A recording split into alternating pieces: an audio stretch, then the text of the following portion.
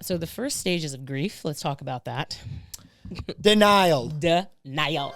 Welcome to Balance Sports, a show at the cross-section of women's basketball and a gay time. This is what happens when two best friends catch up twice a week to talk hoops in front of a green screen. From interviews with legends to blunders on camera, covering Coach's game plan and also her wardrobe. We're here to grow the game and have a good time. This is Balance Sports. I appreciate y'all. This is Breon January. I'm Jewelz. I'm Brianna Stewart. This is Ezzy, and you're watching Balance Balance Sports. No, like, really, I'm going to have to... Okay, so we just had game 4 of the semifinals. We lost. Just left the press room. I think so it took a really long time for them to get in there. Rightfully so. Absolutely, not saying they need to rush. Seasons.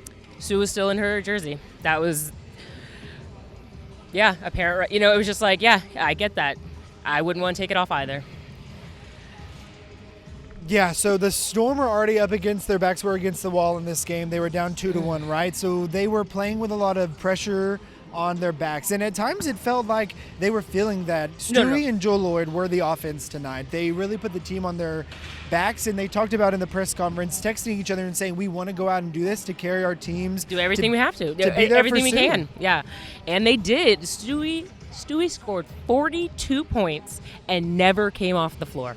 Well, neither did Asia, and also Chelsea Gray is not a human being. She's a point god, sent from another planet. Straight up, we just asked her how. No, you did. That was the best ever. We asked her. Balance Sports. She says, sometimes I turn my feet to the sideline shooting. Because I'm going to need to. Because I need to practice that. That's what she said. It shows. It just was really hard. I don't think anyone in Seattle really was prepared for the season to end tonight. Absolutely it was not. So clear the amount of tears, heartbreak, sadness, and somberness that was in that press conference. It was really hard. We cover this as media, right? Yes. Of course, we are biased as Seattle Storm media. Hello. I did not expect to be this emotional. I'm not lying. I feel like I just had a family member pass. Seriously, like when Sue was standing there, like waving, tears, and then when we were in the media room and she thanked the media. Let's tell you guys about this moment. So Sue does an incredible interview. She has all the time. She for talks all for of us. 15 minutes solid. Sorry, keep going. Beautiful. And then they say, thank you so much, Sue Bird. She stands up. No, actually, before she stands up, she says, I want to take a minute and just thank you guys, the WNBA media. A lot of you guys are familiar faces. I've seen you for years. A lot of you guys are new. She looked right at us. She was like, hey, guys. No, she didn't. But it was just... For a player that has been around that long to take the moment in her final seconds in what'll be a player for the Seattle Storm and thank the media for covering the league, for doing their work, lost it. I lost it because it meant a lot. And again, it's just like little moments of making people feel seen. And so, oh, God, it was a lot. And, of course, the other players talked about Breon January and this being her last season as well. And I just can't get over that performance by Stewie, that performance by Chelsea Gray. Like, everybody was like, she's not real. Like, the coaches, other players, Sue, she put on an incredible, incredible performance. Fans were begging her in the stadium, cut it out. Will you leave? Like, stop. I've never heard leave fans us literally alone. imploring a player to get out the arena the way they were doing that with Chelsea. Her performance tonight, let's talk about the highlights. Sure. Let's talk about the highlights for the Las Vegas Aces. We always like to do the positives here. Plenty of those. And I'll cry if we keep talking about the Storm. For the Aces, they are going to the championship again. Congratulations. Congratulations. First year coach Becky Hammond bringing her team to the finals. Like, come on. The face she has in her players, I love how confidently she speaks about them, that she's like, I have coaches on the floor. I have players that want this. I wouldn't have chose to come to Vegas if I didn't know that my players were 110% bought in. Yeah, she talked a lot about, in the pregame and in the postgame, she talked about believing in them. She talked about believing in them and how important that was. And then a reporter asked them how much did they believe in themselves, and Asia was like, I have all the belief in myself. And she said, I think game 1 that they lost, that's where her confidence kind of was a little bit shaken, and she was like, I shook that off and went back to doing me, and she certainly did. did. She certainly did. This was the 1-4 matchup. I thought Asia put it really eloquently She absolutely did. In the media. She said if this is a team that didn't experience COVID, they missed a lot of players for a couple games. This was not a 1-4 matchup. This was a championship level She experience. said they were not a fourth seed, and I was like, "You're absolutely right. They are not." It really required. I mean, as sad as it is that Seattle didn't win, this was some of the best. It will go down as one of the best series, and it's 3-1, right? It didn't even go to 5 games. Right. It just speaks to how high level the basketball was. That every game was really like razor thin margin of error for both teams. And I think that's what Asia kind of spoke to. That's what happens when you have 7 first. 7 first. 7. Okay, I got it. That's what happens when you have 7 overall number 1 selections. You have incredible basketball. You have incredible basketball. I am so thankful that we got to witness this just up close and personal. Thanks, Roberta. It was truly, truly amazing. Tina? I'm not trying to be messy, but Considering how much to go in on this. I don't want to go in. I just want to say, like,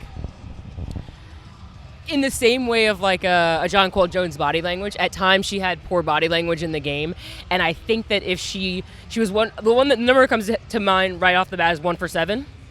I think if she had a better game, it would be a different situation. I think Jewel and Stewie did everything. I think Gabby did all that she could.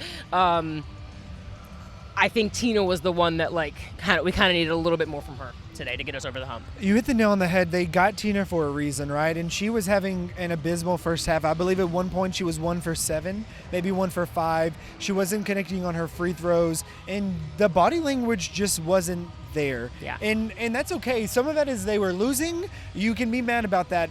Even outside of that, it was to a point in the game they were losing, but it's close enough that we're still in it. We haven't lost the game. You as a teammate are beckoning, really hoping your players can pull this win out, and that was not coming from one Miss Tina. Yeah, it just wasn't. Also, we need to talk about Breon January played her last game in the WNBA today. She absolutely did. Phenomenal career. I really appreciated. Obviously, a lot was being said and talked about. It's Sue's house. 20 years. Come on. Sue's house. Joel Lloyd and Stewie took the time in the press conference to say, you know what, you guys should cover her more. You guys should have covered her more. She is a professional. We had 2 all-time greats play for our team and retire this year, and we were the honorary people who got to learn from them, who benefited from that mentorship. So just shout out to Breon January for the incredible career she had. Talk about someone who was on the bench, but doing everything they could to get their team there. And when she was, I think for me, a moment that I wrote down in my notes was, it won't show up on the stat sheet, but that hustle play that she had right here on this baseline to save that ball, that's the leadership that she brings. That's the grit and the fight that she brings. That's why people hate playing defense, hate playing against her, because she's going to fight for everything. So, yeah, Breon January, we love you. I'm so glad we got a chance to talk with you and sit down with you. And she was just so awesome. And she's a legend that I could talk to, unlike Sue. And in summary, Chelsea Gray, you suck. I'm so mad. I'm only saying that as a bitter fan right now. Sure. Literally the most mind-blowing plays I've ever. I mean, when this crowd was up, everyone in here yelling, right, losing their minds. She says, "Sit your ass down." What a little scissor kick. She make it every time. You know she's gonna, and just shut everybody up in here. Yeah, she did it multiple times. She is truly the point guard. Again, just a privilege, just such a privilege to be here and see this. I'm sure the finals will be great. They would be greater if they were here with us versus the AC. I'm just saying, we basically saw it. This should have been. the WNBA semifinals. Let's run it back. Reseed them things. And I'm going to say in that press conference, here's what I'm going to say. Kathy, there was some tampering going on. I'm going to call it right now. We will begin this tomorrow. Okay, and so. Forfeit the Aces. Okay, and we gotta go because we're gonna wrap it up because they're bringing the ice out. Tearing down the house that Sue built. Okay, thank you guys for watching. We'll get to it tomorrow for Balance Sports. I'm Hunter. I'm Jewelz. Okay, we're back. We're back in studio. We're in Mourning, as you can clearly see. I'm pretending that those last two games didn't happen. I'm pretending that Sue Bird hit a game-winning three-pointer and that Stewie was awarded the MVP today. This is the delusional episode. Delusion. First, congratulations to the Las Vegas Aces, who are moving on to the 2022 WNBA Finals. Like, congratulations. Stone Cold Killers. They looked like they were the better team in this series. They answered every punch that Seattle threw. They absolutely were. Chelsea Gray. Chelsea goddamn Gray. Unconscionable. The shots. Unconscionable. No, unconch. Like a conch. I said what I said. God mode, X Games mode. She was on a different level. The basketball, that was so much fun because Seattle fans were in it. They had the rally crowds, the rally towels. They were trying to will the Storm to this. And Chelsea Gray had an answer every time. And she would turn and look at the crowd. She wanted it. She is her. We was looking around the corner for answers. We pulled up the floor. Had none. Had none. Coach Quinn in the post-game conference said, I don't think anyone on planet Earth can guard her. And then we will show you guys the video of the exit interviews, but Gabby Williams was asked about it today, and her answer was beautiful, first of all. But she goes, I was playing the best defense of my life, and she was making those shots, so it was going to make me a better player, but I was doing everything in my wheelhouse. And Gabby Williams is an all-defensive WNBA player. Yes. Mama. She's an incredible defender. And Chelsea Gray is who she is. She's incredible. It was nuts. And congratulations to Asia motherfucking Wilson. Lastly, I'd like to just say that I've known since Saturday, but Asia Wilson's MVP.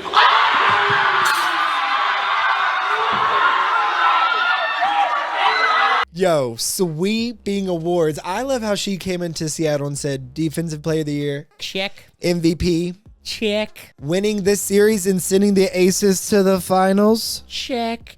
What is wild is like Stewie was the best player on the court last night. The Aces were the better team. Facts. Big facts. And Stewie scored 42. 42. And it wasn't enough. She said that today. She goes, somebody asked her that was a record performance. How do you feel? And she goes, Feels like it wasn't enough, even though it was a lot. But no matter what, just making sure to have left it all out on the floor. I just really, again, want to compliment both of them because I think they pulled that basketball out of each other the entire season that pushed Asia to get the MVP award. I mean, to sweep the awards like this at her age. Okay, we've got some stats for you. Let's hear them. She had 19.5 points per game, 9.4 rebounds per game. She will be receiving a cash prize of $15,450 and a trophy from Tiffany & Company. She had 478 total points for this. Stewie had 446. Asia Wilson had 31 first place votes, and Stewie had 23. Really tight battle. Very tight. Wilson also won the award in 2020, becoming the 7th player in league history to win MVP honors more than once, joining 3-time winners Lauren Jackson, Lisa Leslie, Cheryl Swipes, and 2-time MVPs Cynthia Cooper, Elena Deladon, and Miss Candace Parker. What a good segue into this other series. God damn, we've gotten better at this. Hey now. So let's talk about the other game. That's it. There we go. Okay. I had absolutely no faith in the Sun. I didn't. And why? Because I didn't think they cared that much about Kurt Miller's job. And look at that. I was wrong. They whooped their asses. They won 104-80. Connecticut has been averaging 80 points per game in the playoffs. They scored 104. So it was just a really great team effort. They had six players that scored in double digits, led by DeWanna Bonner and Courtney Williams with 19. Way to fight. I mean, it's going to be a great game 5. Who do you got? Sky. But it's going to be a great game. It is back in Chicago. I'm going to take the Sky for this one as well. The winner of this is obviously going to be going to Las Vegas on Sunday to play the Aces in Game 1 of the WNBA Finals. I feel like the Aces and the Storm are better than the sun or the sky. I think throughout the season, I might not have said that, but watching in the playoffs, the way both teams are playing right now, I don't know if it's the matchups, once one of these teams gets against the Aces, if their level of play picks up, but watching the level of play in these two series, I highly agree with that. It just feels like the Aces and Storm have been playing through the roof. Yeah. Shall we get to the exit interviews? Let's do it. Can we start with Jantel Lavender? I would love to start with Jantel Lavender. She spoke really openly and honestly about the hardships of the season from her perspective. What I love about it is she... Oh, sorry. I would like to share something before we begin. Okay. No, it's not like a dramatic. Okay, so the first thing I did this morning was go to therapy. And the first thing I talked about was the storm. And it's like in a joking fashion with my therapist, but it was like, yeah, I'm pretty invested in this. And so watching Sue and Breon have their... I remember there was a moment where I saw Breon look back and watching these players... It affected me. It did. And so I spent 2 minutes talking about the storm in therapy. So I missed the very beginning of this. So I'm very grateful to you for recording those and just and being present. And so I'm so excited to watch them back. And so yeah, let's get started with Jantel Lavender. And I want to celebrate your mental health as Tina is wont to do on this channel. Love that you went and did that. And you guys, please forgive me for the footage if it's not as great as Jewelz's, because it was my first time behind the camera. I'm sure it was lovely. Hopefully it was in focus. No promises. So starting with Jantel Lavender, I really love that she shared about her perspective while not being critical at all. I think she really understood it, and that's what almost made it harder. She was just like, I don't know if I'll return to play in the WNBA. It's a different machine than what it is overseas. And she mentioned that playing overseas, WNBA players are able to play a lot more freely. They're not as much put into maybe positions or into certain niches as they are here. So she felt like going back to play another season overseas, she can get to feeling like herself, being on court more. And she also shared that if she knew next season she would be that same kind of role for another team, she wouldn't be returning to the WNBA, that she would give that experience to a rookie who may benefit from it more. And I Much respect. didn't know what to expect out of the exit interviews today. Sure. And I really appreciated all of their honesty and their candor. And they want to, you keep realizing how much of these stories, they're like, thank you for asking about prioritization. Thank you for asking about what my experience is going to be like overseas now, where I can be happier. This was a bit of a rougher year. Yeah. It was great. While I would love to see her in the WNBA, you want to see her. You don't want to see her riding the bench. And so I get that, and I respect it, and we'll be following the EuroLeague, so hopefully we'll get to see her flourish over there, because she is a reminder, a Sixth Woman of the Year. I love Jantel Lavender. She's been excellent to speak with this year. She also plays in Athletes Unlimited, and she spoke to that. So, it sounds like she is probably going to return to Athletes Unlimited as well. Great.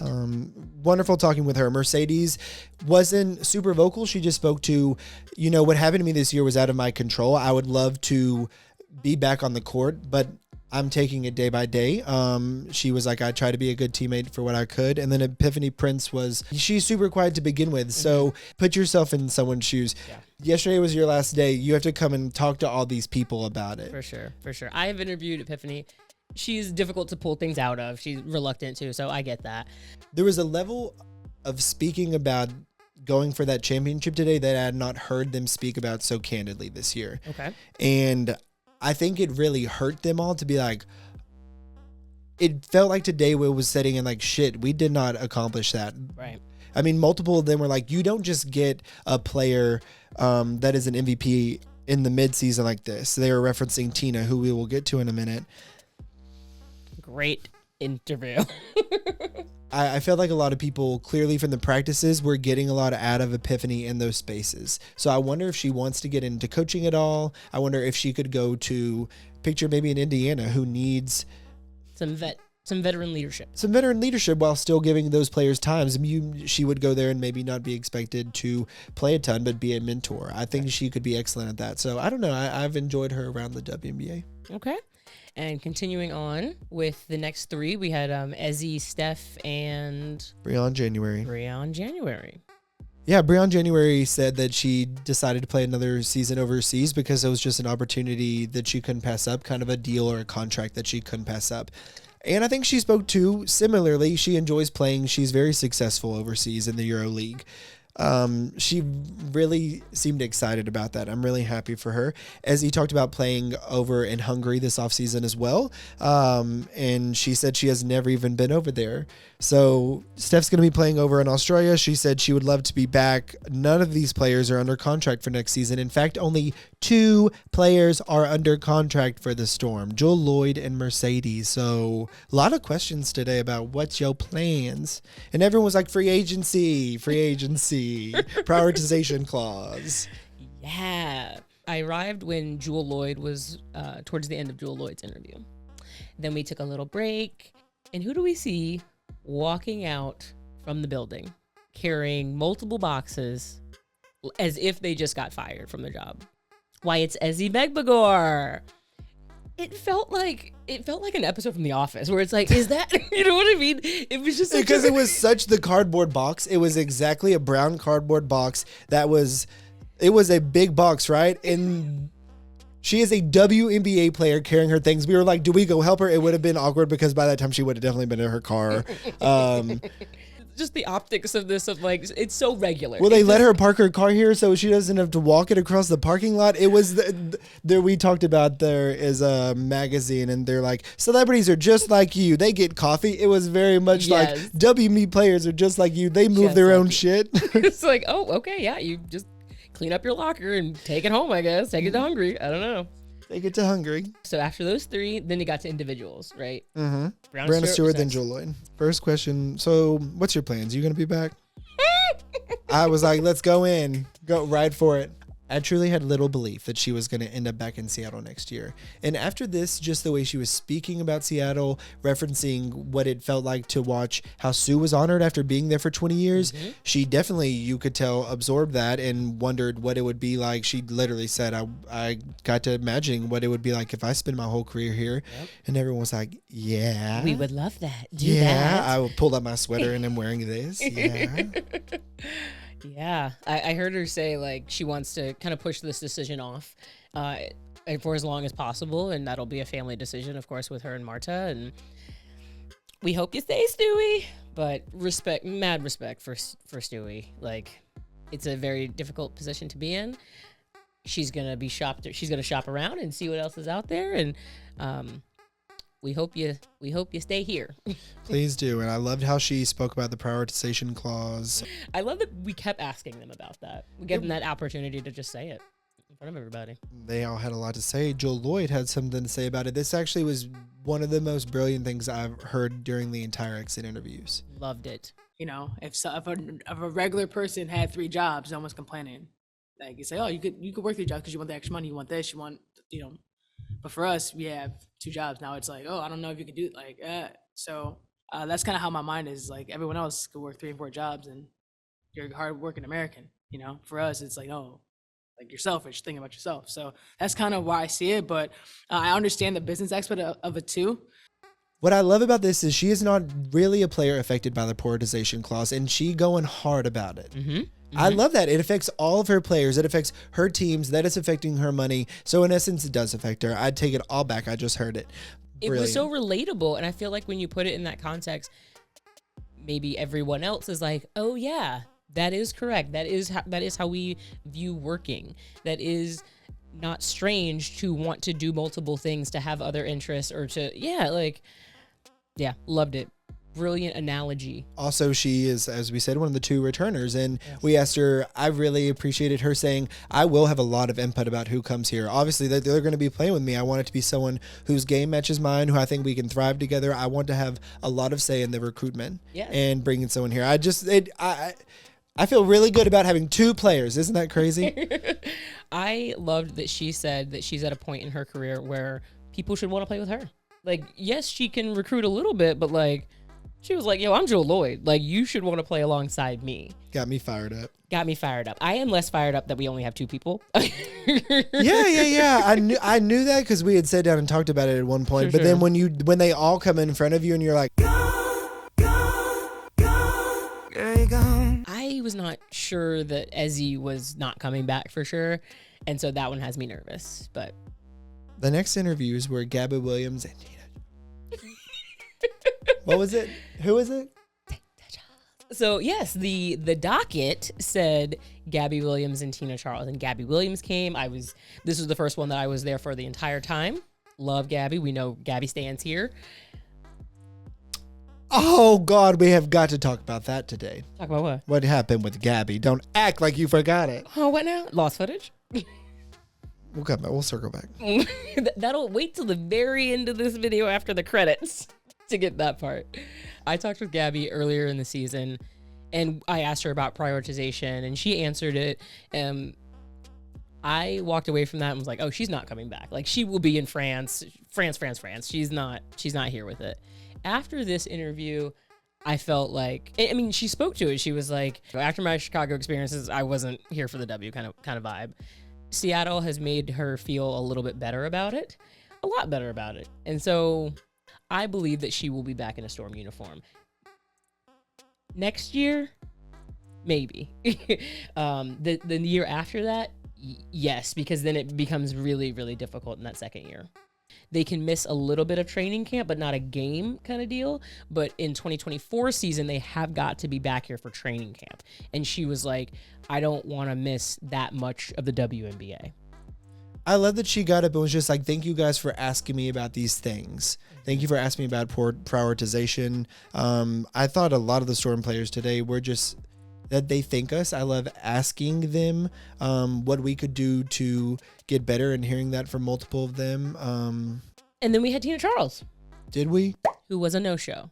She was the only Storm player who elected not to do an exit interview. So once we realized that Tina was not coming, the following people were Sue. We spoke off camera with Talissa, the GM, and then with Coach Quinn. And we told them, like, yeah, Tina's not here. Did the Tina experiment work? Everybody defended her. And everybody said, yes, it did work. That's when I'm just like, y'all are such good people. Like, okay, basketball aside, I'm just like, they had to have all come together before this and been like, y'all know what? If Tina left, then Tina left. We're just going to show up and say she needed to take care of stuff, and that's that. And they weren't moving. They weren't budging from it. They weren't. I think the Tina experiment did work because I think she did things to help them get here. I think I will acknowledge that Tina being here stunted Ezzy's growth, and that sucks. We're here to report the facts, and Tina was not at the exit interviews today, and everyone said we respect her decision to not be here, and so do we. Respect Tina Charles as an Olympian, as a scoring champ, as a incredible basketball player. Thank you for coming to Seattle and helping us get to the semifinals of the WNBA playoffs.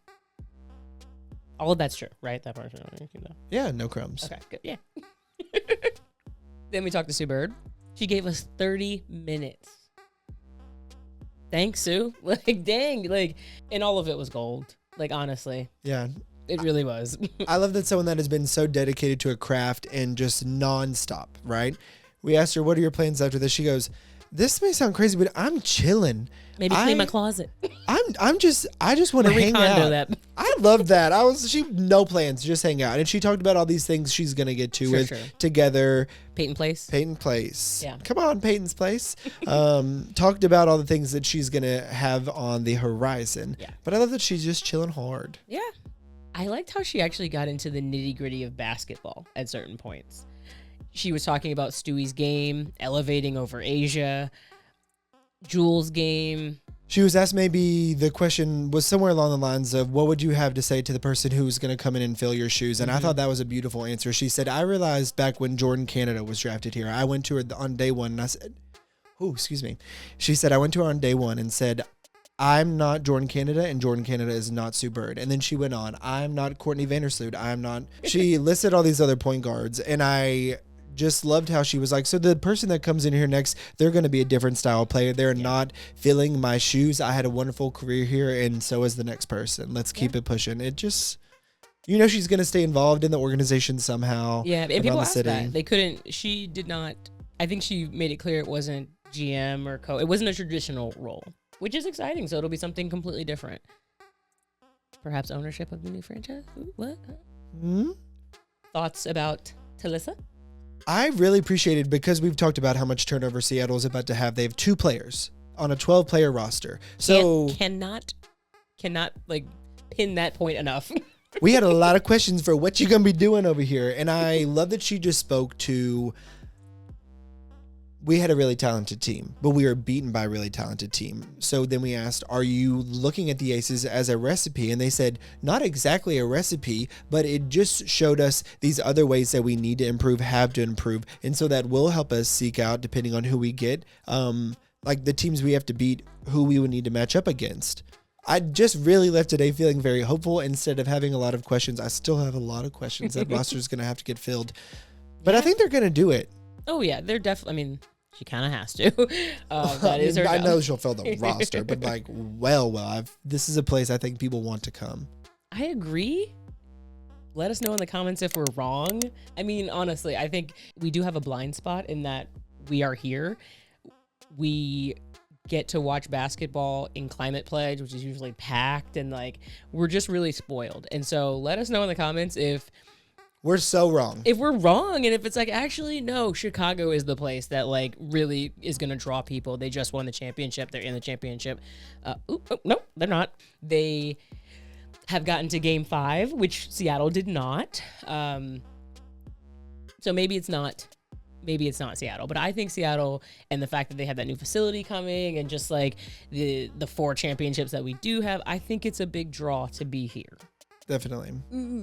I So, had faith. It was a good chat with her, and then we finally closed out our exit interview days with head coach Noelle Quinn. if we can, I'd like to start with the final question that was asked, Hell yeah. because it was mine. Okay, so Coach is not in these internet streets. Do you really believe that? Like, Tina says that she's not on social media. Mm-hmm. Tina wasn't at this thing today. Like, is that on her own? Like, that makes me even feel crazier about Tina, is that she might not have seen people dragging her on social media, and she still didn't show up. Correct. No, because here's the thing. If I was like, I'm a professional athlete and social media is not good for me, I'm not a professional athlete, and sometimes social media isn't good for me. It's right? So not you guys. Y'all are so you guys are amazing. the Oh my best. gosh. So sweet in the comments. y'all. Truly. I think you hold on to that. It's not helpful to hear everyone's opinion of your play or of what you're doing. So I think that Tina is not on there. I think that her friends are like, yo, they're talking a lot about what you did, right? Like in moving. The group chat's popping. Exactly. And so I think Coach Quinn is the same way. Like, she doesn't need literally armchair quarterbacks talking about everything she's doing. So anyway, I said there is a storyline where maybe you're interested in going back home to LA, and she gave a great answer of, I didn't know that was an option. yeah, and that she is here and interested in building here in Seattle. It was a great answer. Now, I am not naive enough to think that she was going to sit there on camera and say, yes, I just had a phone interview and I have my second interview in a week, right? Like, she could have been lying, right? I don't think she was. I also think another answer could have been, I love what I'm doing in Seattle. I don't know the future. Would love to go home at some point, maybe after a 20-year coaching here in Seattle, but I'm loving what I'm doing right now. That's also a very, fine answer. Yeah, I mean, it was a really good interview. I just always appreciate her perspective on the team, on her growth. I think she just talked about her growth this year. I really always enjoy hearing from a new coach in the league, what ways they're always trying to improve. A lot of the players today talked about what they're going to be doing in the offseason to improve mental and physical aspects. So overall, really good exit interviews. I feel like we learned a lot about a team that unfortunately will never be together anymore after this. That is so heartbreaking. I will say, Talissa shared that she doesn't think this is a rebuild, which is wild to me.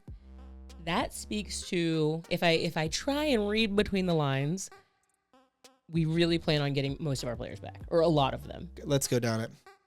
Tina? No. You? No. John Tell? No. You? No. Epiphany Prince? No. You? No. We know that Sue is retiring. We know that Breon January is retiring. Correct. That's 5 of them. You think Gabby's back? Yes. Steph? Yes. Stewie? Yes. What about you on those 3? Yeah. Ezzy? she's the one that I'm like, it makes me nervous because she can't forget that they chose Tina Charles over her. Absolutely this. And so you have to factor that in when moving forward. Yeah. Are y'all going to do this again to me? They can promise me something over here. How do This I know y'all aren't franchise- going to pull the rug out from under me again? right, like what is so in the team that Don't say it. it's Atlanta. Oh, that's a good fit. It's Atlanta. Oh, that's cute. And I just feel like they can say we're gonna pair you with Ryan Howard. You are number 2. You are our big. You are, yeah. It's Atlanta. That's the one that I feel like could lure her there. I really, really want her to stay. Of course, we're gonna support her wherever she goes, but I want to see her in green next year. What about you on Ezzy? I think she'll be here next year.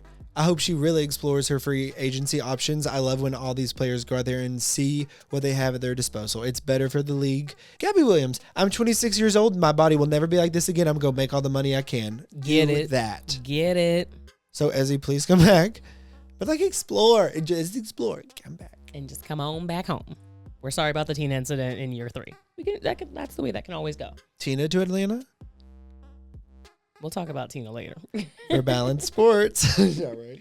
Like, truly, this is what's been blowing me away. I am really, really grateful for all you guys commenting. A couple people said hello to us at Climate Pledge, which was so sweet. And we are doing this to spread more love for the women's game, for women's basketball, for the Absolutely. WNBA. And all your love has meant the world. It truly, truly has.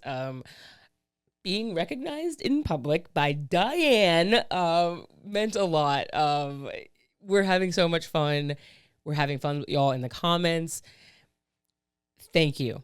A sincere, sincere thank you for supporting us, for rocking with us. We really appreciate it. We are having so much fun. Stay with us as we cover college and just keep having fun with that and figure out what that looks like. Figuring it out every day. For Balanced Sports, I'm Jewelz. I'm Hunter.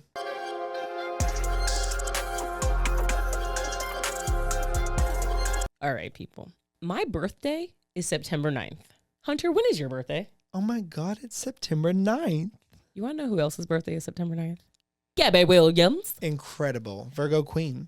Okay, so we thought it would be kind of fun to just like let her know that we all shared the same birthday. It goes like this. Hi, Gabby. Thanks for coming over here and joining us today.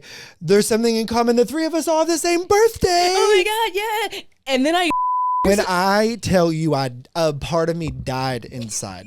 I was too. speechless. I literally was so speechless that I fumbled the remainder of my question, and then I just handed the microphone to Jewelz and said, do you have anything to say? I just want to make it clear that our new names are unrealistic expectations. So I suggested a fun, like, Charlie's Angel moment, which I think turned out pretty good. Also, my reaction to trying to fix it, gang, gang, gang, gang. Gang, gang, gang, gang, gang, what's wrong with me? Thanks for watching. We know what we're doing. We at Balanced Sports here, we all share the same birthday, September 9th. No way. We're all